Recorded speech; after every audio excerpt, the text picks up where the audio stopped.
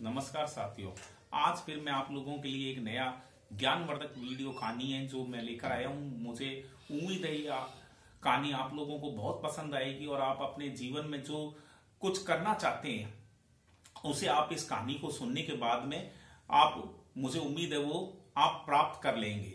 ये कहानी बहुत ही शिक्षाप्रद है, बहुत ही ज्ञानवर्धक है। अगर आप इस कहानी को पूर्णतः मनन करेंगे, अध्ययन करेंगे और चिंतन करेंगे इस कहानी पर, तो मुझे उम्मीद है कि जो आप वास्तविक सफलता जो आपको मिलनी चाहिए जीवन में, आप उसे प्राप्त कर लेंगे।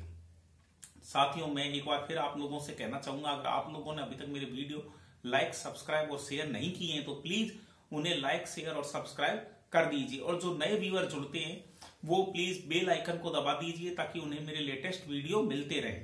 साथियों, वीडियो को अंत तक जरूर देखिएगा ताकि आपको जो ये वीडियो है उसका मूल भाव पूरा समझ में आ सके और आप अपने जीवन में जो आपके लिए सफलता मिलनी चाहिए, जो आपको, वो आप सफलता प्राप्त कर सकें। तो आइए आज इस कहानी के बारे में आप लोगों को मैं बताता हूं। ये कहानी बहुत ही शिक्षाप्रद, ज्ञानवर्धक और बहुत ही रुचिकर कहानी है जो कि हर व्यक्ति से संबंधित है, क्योंकि हम हमारे जीवन में हम अपने आप की वास्तविक योग्यताओं को नहीं समझ पाते हैं और हम जो हमें सफलता मिलनी चाहिए जीवन में उसे हम प्राप्त नहीं कर पाते। उसी से संबंधित ये कहानी है।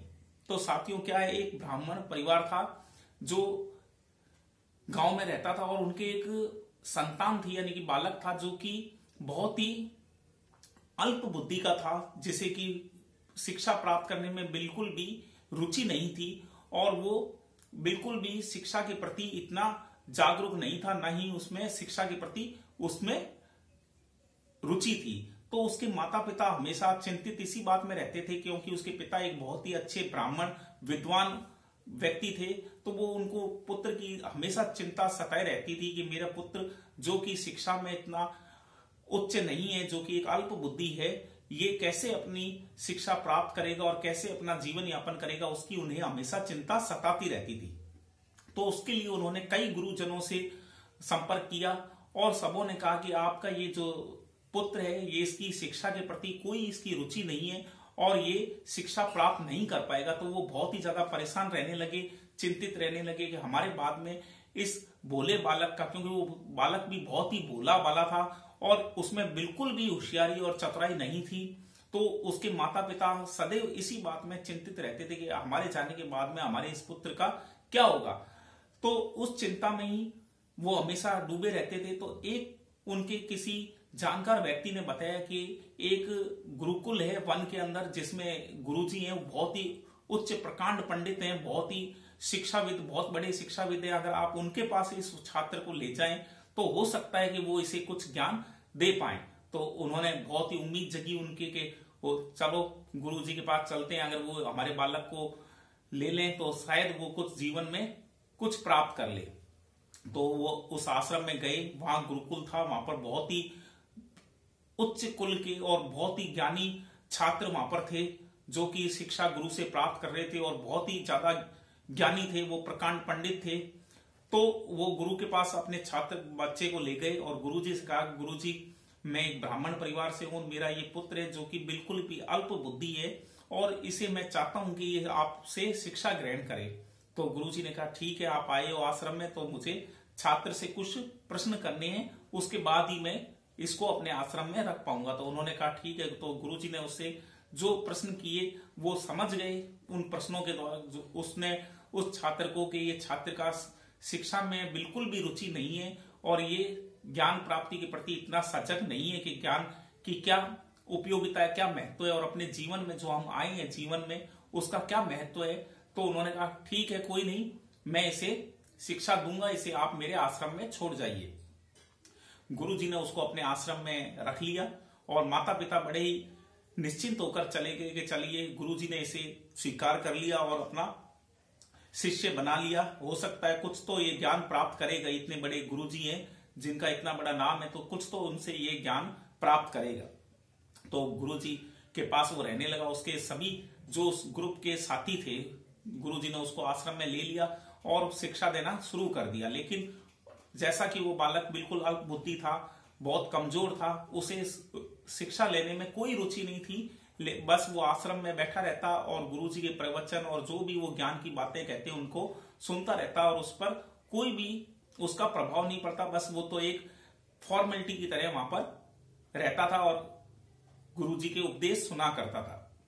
ऐसे समय बीतता गया, उसके जो बाकी साथी थे उसको छोड़ करके जो गुरुकुल में थे उसके सहपाठी, उन्होंने तो बहुत ज्यादा ज्ञान प्राप्त कर लिया। वो बहुत ही विद्वान प्रकांड पंडित बन चुके थे, हर कोई अपने अपने क्षेत्र में महारत हासिल कर ली थी। लेकिन वो बालक जैसा था वैसा ही उसमें वो अल्प बुद्धि वाला वैसा ही रहा और उसने किसी प्रकार का ज्ञान प्राप्त नहीं कर पाया। ऐसे समय बीतता गया और 10 सालों के बाद में जो गुरुजी के आश्रम था उसमें सभी जो सहपाठी थे और वो छात्र था, उन सबका जो गुरुजी को ज्ञान देना था वो गुरुजी ने ज्ञान दे दिया और उनसे कहा कि अब मेरे पास जितनी ज्ञान था मैं आप सबों को दे चुका, तो अब आप लोगों को मेरे आश्रम से मैं जाने के लिए कहूंगा और आप अपने जाइए और अपने अपने क्षेत्र में जिसमें भी आप महारत आपने हासिल करी है, किसी ने ज्योतिष में, किसी ने खगोल शास्त्र में, किसी ने गणित में, तो आप अपने ज्ञान का उपयोग कीजिए और आप समाज में कुछ भला कीजिए। तो उस प्रकार वो छात्र भी के साथ गुरुजी सारे छात्र जा रहे हैं। अब मेरा क्या, तो गुरुजी ने कहा आपको भी मैंने जितनी शिक्षा देनी थी वो आप लोगों को मैंने दे दी और आपको भी मैंने वो शिक्षा ज्ञान दे दिया है। अब आप भी मेरी तरफ से बिल्कुल इस आश्रम से अब जा सकते हैं। तो बहुत ही प्रसन्न हुआ कि हैं गुरुजी, मैंने शिक्षा प्राप्त कर ली। गुरुजी ने कहा हाँ बिल्कुल आपने भी शिक्षा प्राप्त कर ली। अब जैसे जो नियम है गुरुकुल का कि गुरुकुल में शिक्षा प्राप्त करने के बाद में गुरु को दक्षिणा दी जाती है, तो उसी प्रकार अब ये सभी छात्र मुझे गुरु दक्षिणा देंगे और मैं उनको इस आश्रम से अब जाने के लिए रवानगी दे दूंगा। तो उसने कहा अच्छा गुरुजी मेरे को भी गुरु दक्षिणा देनी है आपको? तो उसने कहा हाँ। गुरुजी ने कहा हाँ आपको भी मुझे गुरु दक्षिणा देनी है और आप भी जाइए और समाज में अपना जो भी आपने ज्ञान प्राप्त करा है उसका उपयोग कीजिए और अपना जीवन यापन कीजिए। वो बहुत ही खुश हुआ कि अरे गुरुजी ने मुझे 10 साल हो गए मैं इनके साथ रहा, हो सकता है मेरे में कुछ उन्होंने ऐसी विशेषता देखी हो जिसके कारण मुझे भी कह रहे हैं कि आपकी भी शिक्षा पूर्ण हुई, आप जाइए। तो बाकी छात्रों से तो गुरुजी ने जो गुरु दक्षिणा बनती थी वो उनसे अपनी श्रद्धा अनुसार उन छात्रों ने देख करके वो चले गए। उस छात्र से उसने कहा गुरुजी मुझे भी बताइए मैं आपको क्या गुरु दक्षिणा दे सकता हूं? तो गुरुजी ने कहा आपको कुछ नहीं करना है, आपको आश्रम से जाना है और आश्रम से जाकर के ऐसी कोई भी वस्तु जिसका इस दुनिया में कोई उपयोग ना हो वो मेरे को ला करके देनी है, चाहे वो सजीव हो चाहे वो निर्जीव हो। सजीव का मतलब जिसमें जीवन होता है और निर्जीव मतलब जिसमें कोई जीव नहीं हो। जो जिंदा है वो सजीव और जो निर्जीव है वो जिनमें प्राण नहीं है वो निर्जीव कहलाते हैं। आप लोगों को मालूम है। तो गुरुजी ने कहा आप जाइए और मुझे जो भी ऐसी वस्तु, कोई भी ऐसी वस्तु सजीव चाहे निर्जीव जो इस पृथ्वी में है जिसका कोई उपयोग ना हो वो मुझे ला करके दे दीजिए और आपकी गुरु दक्षिणा मैं स्वीकार करके आपको मेरे आश्रम से रवाना कर दूंगा और आपको पूर्ण ज्ञानी कहलाएंगे। तो वो बड़ा खुश हुआ। उसने कहा ठीक है गुरुजी मैं अभी गया और ये तो छोटी सी बात, मैं अभी मुश्किल से 1 घंटे या 2 घंटे में ऐसी वस्तु आपको ला करके दे दूंगा और आप मुझे गुरु दक्षिणा आपकी मैं अभी दे दूंगा। तो वो बड़ा खुश होकर के आश्रम से निकला। आश्रम से थोड़ा ही दूर गया होगा 100-1 मीटर के, तो उसे एक पत्थर से ठोकर खा करके वो नीचे गिर गया। तो उसके दिमाग में आई कि रास्ते में पत्थर पड़ा है, आने जाने वालों को ठोकर लगाता है, अवरोधक है, बाधा पहुंचाता है आने जाने वाले राहगीरों को, क्यों ना इस पत्थर को ही मैं उठा करके गुरुजी को दे दूं और मेरे को तो एकदम सरलता से ये एक ऐसी वस्तु मिल गई जिसका कोई उपयोग नहीं है। तो वो उस पत्थर को जैसे ही उठा करके ले जाने लगा, वहीं पर एक मूर्तिकार गुजर रहा था, वहां से जा रहा था। उसने देखा कि हे बालक आप क्या कर रहे हो? तो उसने कहा प्रियवर मैं ये पत्थर जो मेरे रास्ते में बाधा पहुंचा रहा है, हर किसी को गिरा रहा है या ठोकर लगती है, तो मैं इसे उठाकर, क्योंकि ये कोई उपयोग का नहीं है इसलिए मैं मेरे गुरु को ले जाकर दूंगा, क्योंकि उन्होंने मुझे कहा है कि कोई भी ऐसी वस्तु ले आओ जो कोई उपयोगी ना हो। तो उसने कहा, मूर्तिकार ने कहा मूर्ख बालक आपको मालूम है ये पत्थर तो बहुत ही उच्च कोटि का पत्थर है और इसके द्वारा मैं प्रभु की ऐसी मूर्ति बनाऊंगा जो कि बहुत ही सुंदर होगी और उसके मुझे बहुत ज्यादा मूल्य प्राप्त होगा, तो ये पत्थर तो मुझे दे दीजिए। तो वो बड़ा ही निराश हुआ और उसने कहा कि अच्छा इसका उपयोग आएगा क्या? हाँ इसका उपयोग आएगा। ये पत्थर वैसे तो राहगीरों को ठोकर लगा रहा है, लेकिन मैं मूर्तिकार हूं और मैं इसकी मूर्ति ऐसी भव्य बनाऊंगा जिसे मुझे बहुत ज्यादा धन मिलेगा। तो उसने उसको मूर्तिकार को पत्थर दे दिया।